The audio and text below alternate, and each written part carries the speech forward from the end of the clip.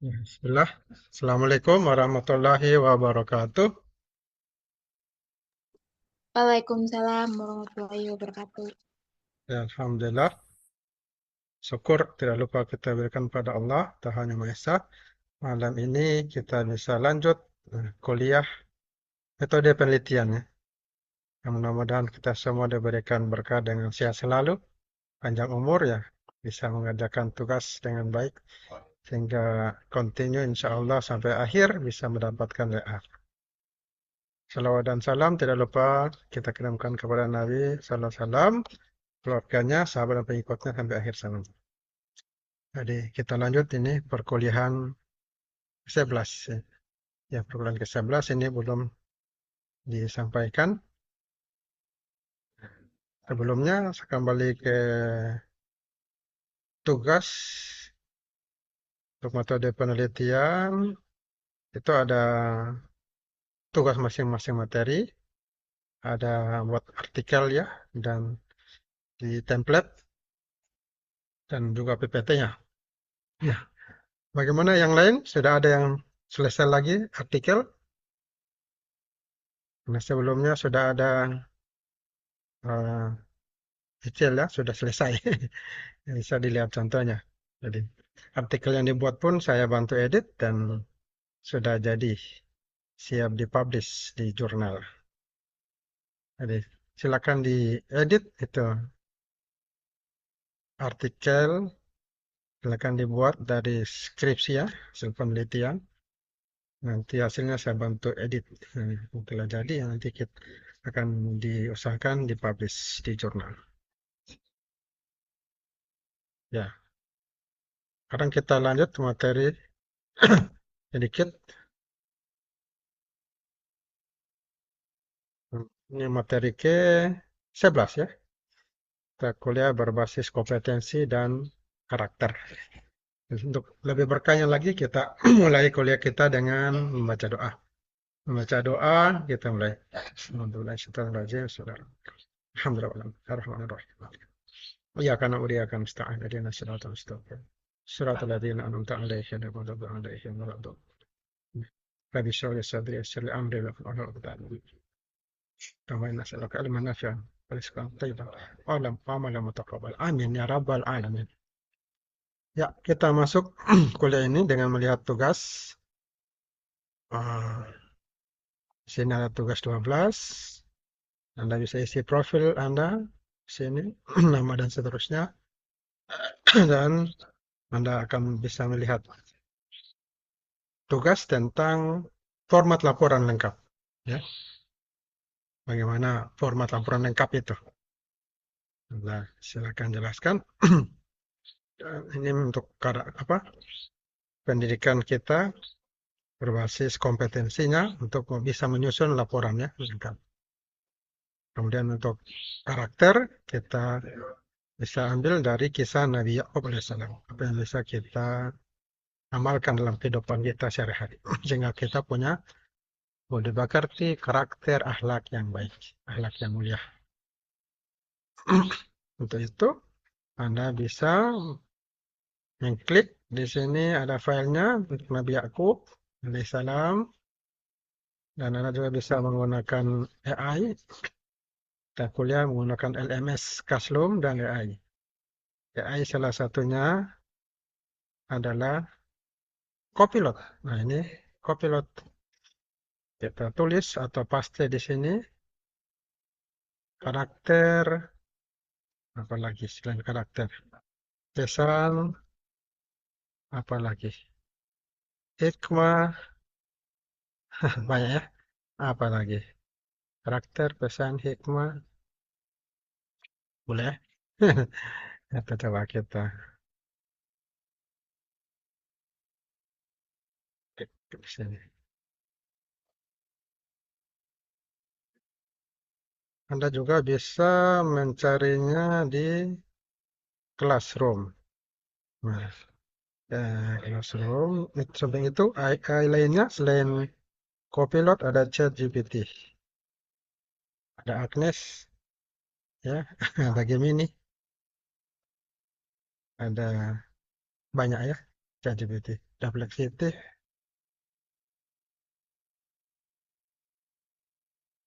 Ada. Nah, nah, karakter, pesan, apa lagi? Hikmah. Nah, dia akan jawab langsung di sini.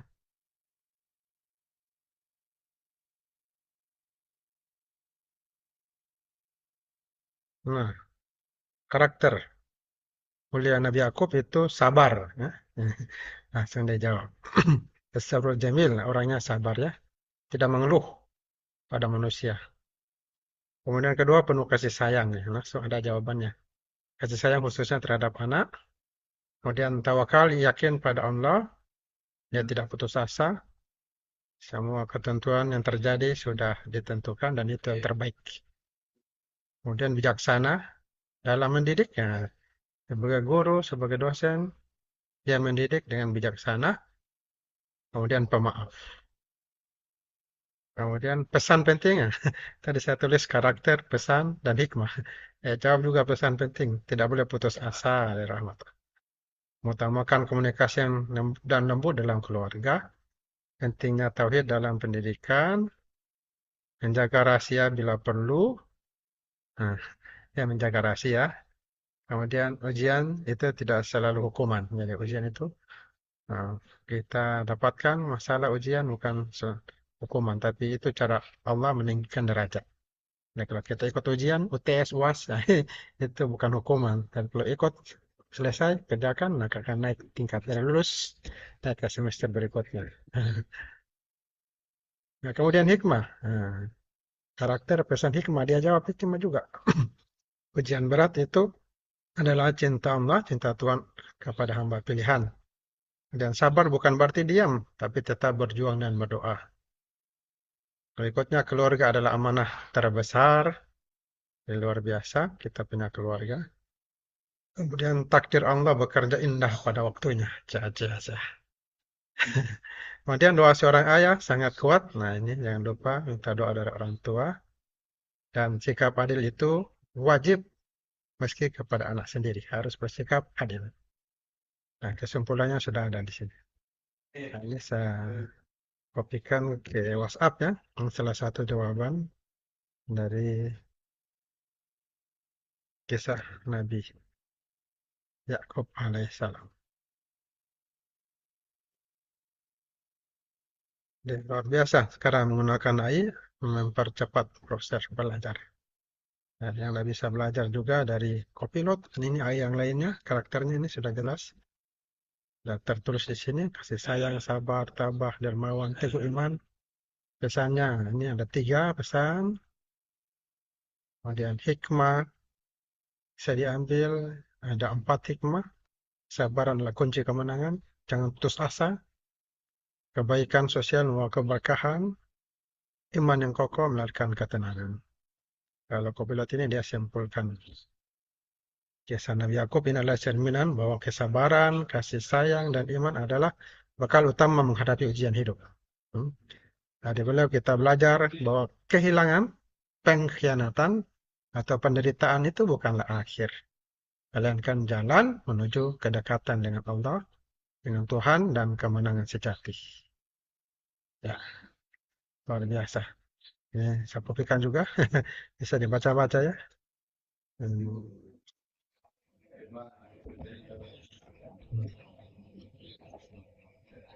Ini dia ada sumbernya.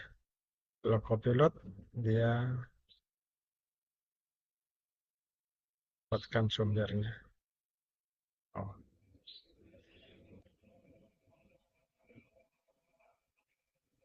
semuanya ini. Kumpulan.com, Ahlul Bait Indonesia, or it, dan Cinta Official, or it. Kalau dari LMS, ini kita bisa baca ada kisahnya di sini. Nabi Yakub ya, kisah bergambar, hanya bergambar.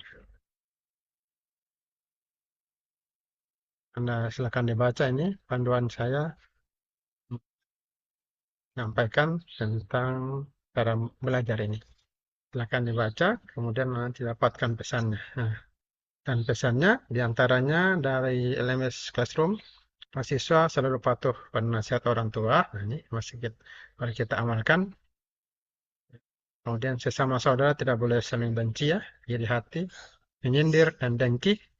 Ya, Anda punya saudara ya, sikap Anda harus memiliki akhlak yang baik. Tidak boleh akhlak yang buruk seperti ini, karakter yang buruk. Dan mahasiswa lebih baik mengalah dan menjauh untuk kebaikan kalau terjadi perselisihan. Nah, Anda bisa pilih ini jawabannya atau pilih dari AI. Silakan. Berikutnya untuk kompetensinya, kalau kita hari ini tentang laporan ya, menyusun laporan lengkap.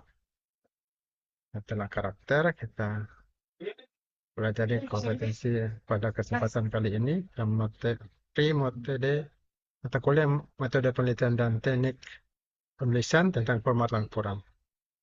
Nah, ini ada format laporan, ini ada penulisan laporan penelitian. Ini file baru saya masukkan tahun ini, yang ini sudah tahun 2000-an. Coba saya buka ini, penulisan laporan penelitian. Ini ada 13 slide. Oh, ini penulisan laporan penelitian. Terlihat ya, terbaca. Nah, ini panduan untuk menyusun laporan yang terstruktur, sistematis, memenuhi standar akademik.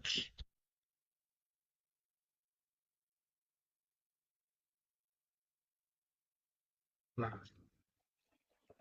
mengapa laporan penelitian itu penting? Nah, di sini dijelaskan bahwa laporan penelitian bukan sekedar dokumen akademik biasa. Ini merupakan bentuk pertanggungjawaban ilmiah atas proses dan hasil riset yang dilakukan selama berbulan-bulan. Nah, rencana kalau sempat ini saya akan buatkan konsep penelitian yang mudah itu tentang parkir. Oh, belum sempat ya. Nanti mudah-mudahan ke depan ini sempat membuat konsep penelitian dan kita ambil datanya, lalu diolah. Nah, di situ Anda bisa dapat bagaimana proses penelitian nanti. Sebagai dokumen resmi, laporan penelitian ini mendokumentasikan secara sistematis setiap langkah. Langkah-langkahnya, penelitiannya, metodologinya, metodenya, ada temuan mungkin novelty dari penelitian. Nah, kalau ada novelty, biasanya S3 itu harus ada novelty, bisa dapat gelar doktor. Nah, ini menjadi syarat konkret dari kontribusi terhadap ilmu pengetahuan. Lebih dari itu, penelitian berperan penting dalam penyebaran pengetahuan baru. Melalui laporan, baik peneliti lain pun dapat memahami dan membangun penelitian lanjutan berdasarkan temuan, menciptakan rantai pengetahuan yang berkelanjutan ya dalam komunitas akademik. Nah, ini jenis-jenis karya ilmiah di perguruan tinggi, termasuk di kampus kita, Universitas Muhammadiyah Lok. Ada tugas akhir, skripsi, ada tesis untuk S2, dan kalau lanjut S3 ada disertasi. Ini tugas akhir skripsi ini untuk S1 ya. Tingkat kompleksitasnya menengah. Tesis ini analisisnya sudah lebih tinggi, S2, magister, dan S3 ini harus punya kontribusi orisinal terhadap ilmu pengetahuan. Ada novel tidak. Nah, selain itu terdapat juga ada makalah, ya, artikel jurnal. Nah, ini saya kasih tugas buat artikel, kemudian nanti dipublish di jurnal. Dan ada laporan penelitian. Laporan penelitian itu ya hasil penelitian dibuat laporan. Perbedaan utama terletak pada bobot akademik, kedalaman penelitian, dan tujuan penulisannya. Kalau laporan penelitian itu umumnya disusun oleh mahasiswa program sarjana, laporan penelitian, dan juga magister, S1, S2, ini sebagai dokumentasi proses dan hasil riset yang sudah dilakukan. Laporan penelitian. Nah, ini struktur laporan penelitian secara umum. Ya. Ada bagian awal, ada bagian inti, dan bagian akhir. Bagian awal ada judulnya, ya, judul penelitian, ada lembaran pengesahan, Ada lembar persetujuan, ada abstrak. Abstrak ini merangkum semua hasil penelitian situ. Ada pendahuluannya, tujuan penelitiannya apa, metodenya, hasilnya apa, situ di abstrak. Ada kata pengantar, termasuk daftar isi, tabel, dan gambar. Ini bagian awal masuk bagian awal. Bagian inti hanya ada pendahuluan, ya, apa latar belakang penelitian, tinjauan pustaka, biasanya bab 2, metodologi, bab 3, bab 4, hasil dan pembahasan, bab 5, kesimpulan dan saran. Nah, ini susunan laporan penelitian. Skripsi ya, skripsi dan tesis. Bagian akhirnya ada daftar pustaka, ada lampiran-lampiran, dokumen pendukung, dan data mentah, dan instrumen penelitian, apa variabel penelitian. Mungkin ada kuesioner, wawancara, bisa di bagian akhir. Dan lampiran-lampiran. Nah, struktur ini merupakan langkah dasar, ya, kerangka dasar yang umumnya diterapkan pada penulisan laporan penelitian di perguruan tinggi Indonesia. Termasuk Unismuluk, termasuk Fakultas Teknik, ya. Sama bab 1 sampai bab 5. Beberapa institusi mungkin ya memiliki variasi atau persyaratan khusus. Semua rata-rata seperti ini, semua kampus seperti ini. Skripsi, laporannya. Bagian awal, nah, membuka pintu laporan, ya. Ada judul penelitian, ini judul penelitiannya harus singkat. Ini maksimal 12 sampai 15 kata. Sudah ada panduannya. Ini mencerminkan isi penelitian. Hindari penggunaan istilah yang terlalu teknis atau singkatan yang tidak umum. Berikutnya halaman pengesahan dan persetujuan ini memberikan legalitas dan validasi akademik terhadap penelitianmu. Isinya tanda tangan pembimbing, ada penguji juga tanda tangan, dan pejabat akademik terkait, masuk dekannya, fakultas. Nah, ada abstrak, ini ringkasan dari penelitian. Ringkasan dia, sekitar 150 sampai 250 kata. Mencakup tujuan, metode, hasil utama, dan kesimpulan penelitian. Ini ditulis dalam bahasa Indonesia.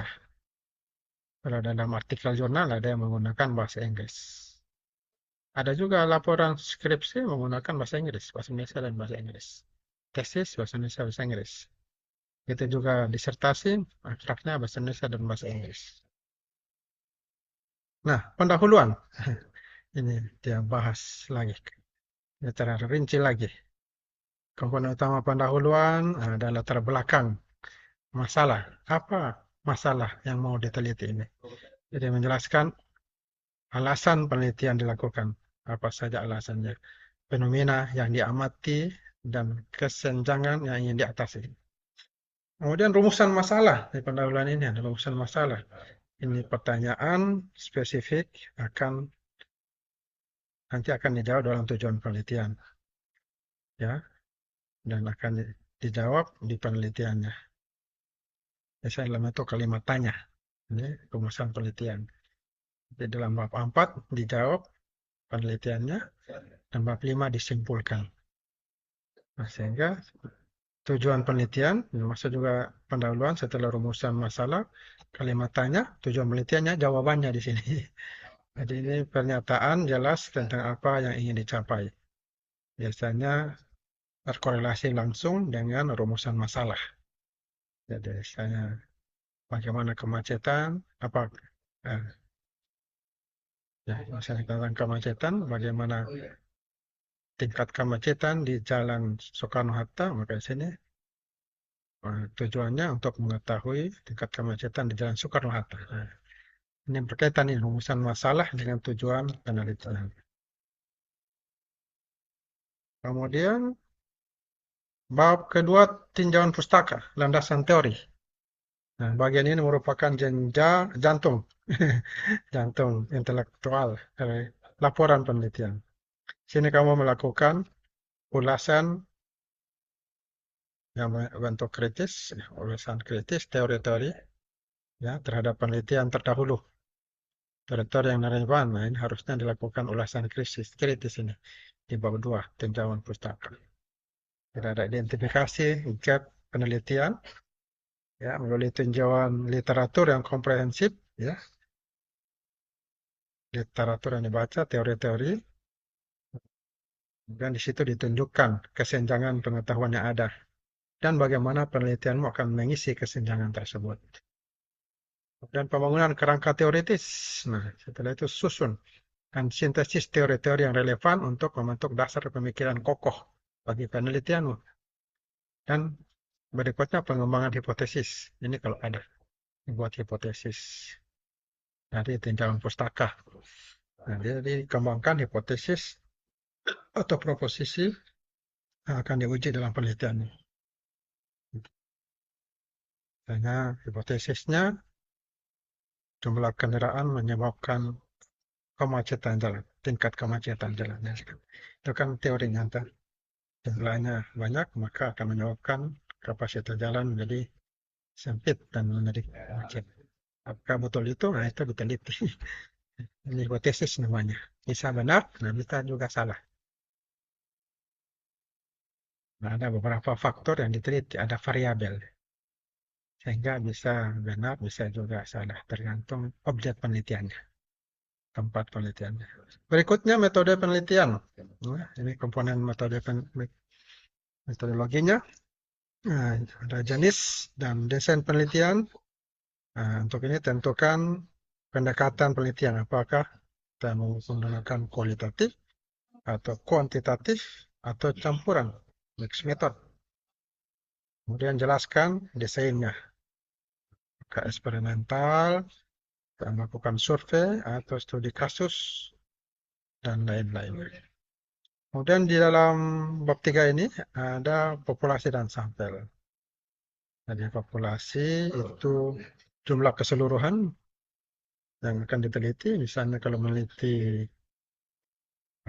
kampus Unismu, diteliti orangnya, bukan semua. Mahasiswa, dosen, staf, nah itu populasi. Sampelnya sebagian ya. Nah, ada cara menghitung sampel ini. Nah, ada pendapat dari buku Prof. Sigon itu minimal 30 orang. Metode-metode lainnya ada probability sampel, non probability. Intinya dua dibagi. Probability sampel itu ada beberapa bagian caranya menentukan sampel, begitu juga non probability sampling. Nah, beberapa metode. Itu bisa dipelajari buku Prof. Sigon tentang sampel ya, statistik perhitungan, statistik penelitian. Sampel dan populasi. Jadi sampel bagian dari populasi. Populasi yang banyak, sampel sebagian. Ada cara pengambilan sampel. Kemudian instrumen penelitian, nah ini di bab 3. Uraikan pengumpulan alat pengumpulan data yang digunakan, termasuk validitas dan reliabilitasnya. Instrumen penelitiannya, kemudian bagaimana cara mengumpulkan datanya. Kalau terkumpul data, diuji valid. Datanya valid atau tidak, reliable atau tidak. Datanya valid dan reliable. Ada juga perhitungan statistiknya. Di Excel bisa, SPSS bisa. Kemudian prosedur pengumpulan data, ini jelaskan langkah-langkah sistematis dalam proses pengumpulan data. Ini prosedur penelitian. Prosedur pengumpulan data. Setelah kumpulkan data, ya, ada teknik analisis data yang dijelaskan. Uraikan metode analisis yang digunakan untuk mengolah data penelitian. Ini masih bab 3. Nah, metodologi yang baik, ya, ini harus cukup detail. Sehingga peneliti yang lain dapat mereplikasi penelitianmu jika diperlukan. Pastikan setiap langkah dijelaskan dengan jelas dan logis. Untuk penelitian kuantitatif, jelaskan juga uji statistik yang digunakan. Untuk penelitian kualitatif, ya jelaskan pendekatan analisis seperti tematik, ya, grounded theory atau analisis wacana. Nah, berikutnya lagi, bab 4. hasil dan pembahasan. Terakhir bab 5 nanti. Nah, di sini membahas tentang penyajian data, analisis data, diskusi temuan. Penyajian data ini menyajikan data penelitianmu. Nah, silakan disajikan secara sistematis menggunakan tabel. Tabel bisa dibuat lagi dalam bentuk grafik. Dari situ bisa dideskripsikan, dijelaskan. Nah, pastikan setiap visualisasi data diberi nomor, judul, dan penjelasan yang memadai. Berikutnya analisis hasil. Nah, ini lakukan analisis terhadap data yang lebih disajikan sesuai dengan tujuan penelitian. Dari bab 1 ada rumusan penelitian, tujuan penelitian. Nah, ini dijawab di sini. Untuk penelitian kuantitatif, sajikan hasil uji statistik. Untuk kualitatif, ya sajikan tema-tema yang muncul. Setelah itu diskusi temuan. Nah, ini kalau ada temuan, maka dibahas temuan penelitian. Dalam konteks teori, mungkin ada teori baru ditemukan atau penelitian sebelumnya. Dan juga penelitian sebelumnya. Jelaskan mengapa hasil tertentu muncul dan implikasinya terhadap pengetahuan yang ada. Inilah bagian yang merupakan bagian inti dari kontribusi penelitian. Nah, pastikan kamu tidak hanya menyajikan data mentah, tapi memberikan interpretasi yang mendalam. Jangan ragu untuk mendiskusikan temuan yang tidak sesuai dengan ekspektasi awal. Ini seringkali membuka peluang untuk wawasan baru, menambah wawasan baru. Nah, ini terakhir, kesimpulan dan saran. Jadi ingatkan habis waktu Zoom. Pas kesimpulan dan saran. Dari kesimpulan ini ringkasan tesis seluruh temuan penelitian yang menjawab secara langsung rumusan masalah. Ya, jadi ini kesimpulannya. Rumusan masalah, tujuan penelitian dibahas di bab 4, kemudian dibuat kesimpulannya. Nah, jadi kesimpulan jelas, ringkas, dan didukung oleh data yang dianalisis. Ini artinya menampakkan informasi baru yang tidak dibahas sebelumnya. Nah, kesimpulan ini merupakan penutup dari diskusi, bukan tempat untuk memperkenalkan ide baru. Ini cuma simpul, jadi simpulkan berarti singkat ya, simpul. Kemudian saran, nah ini rekomendasi untuk penelitian selanjutnya, pengembangan temuan yang sudah dilakukan, aplikasi praktis dari hasil penelitian, hasil saran, dan perbaikan metode atau pendekatan yang telah digunakan. Nah, saran ini bersifat spesifik, realistis, dan berangkat pada temuan penelitian sebelumnya. Bagian akhir, daftar pustaka lampiran. Ini daftar pustaka, tentunya literasi ya, sumber rujukan. Bisa dari jurnal, nasional, internasional, bisa dari buku, bisa dari internet. Lampiran ini data mentah penelitian. Kalau wawancara ada transkripnya, kalau kuesioner ya ada kuesionernya, kuesionernya, ya, dokumentasi, foto-foto ya, hasil perhitungan statistik lengkap. Nah, berikutnya tips penulisan laporan penelitian yang efektif. Gunakan bahasa yang tepat. Nah, ini silakan dibaca sebelum habis waktu. Perhatikan struktur penulisan, revisi dan proofreading. Ini contoh singkat format laporan penelitian kualitatif ya. Bab 1 sampai bab 5. Nah, silakan dibaca. Saya cepat saja karena habis waktu. Kemudian kesalahan umum yang dihindari ini ada 4 ya. Yang penutup mulailah menulis laporan penelitiannya. Buat artikel jurnal. Tentunya dengan percaya diri. Jadi laporan penelitian adalah karya ilmiah yang berharga dan merupakan kontribusimu terhadap pengembangan ilmu pengetahuan. Jangan anggap sebagai beban, tetapi sebagai kesempatan untuk menunjukkan kemampuan berpikir kritis dan analitis. Nah, diikuti struktur dan aturan penulisan yang benar, seperti yang sudah dipaparkan dalam panduan ini untuk hasil yang maksimal. Ingat bahwa kemampuan menulis ilmiah adalah keterampilan yang harus berkembang melalui latihan dan umpan balik. Perlu di action ya, jangan hanya teori. Ya, terus belajar, minta masukan dari pembimbing dan rekan, dan perbaiki kemampuan menulis ilmiahmu. Selamat berkarya dan sukses dalam penelitian. Mari bersama-sama berkontribusi dan kemajuan ilmu pengetahuan Indonesia. Ini sumber pustaka. Ya. Dan ini diantaranya bisa jadikan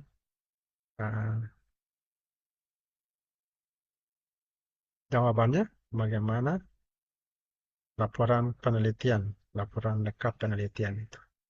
Jadi sudah ada jawabannya di Classroom, ini juga ada file. Satu lagi lah format laporan penelitian. Jadi waktu tidak cukup, kita cukupkan saja sampai sini dulu kuliah kita.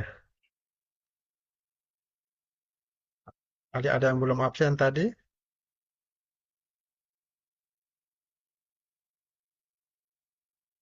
Untuk panduan kuliahnya saya cukupkan sampai sini, saya tutup rekamannya dan mengucapkan alhamdulillah, alhamdulillah ya rabbal alamin.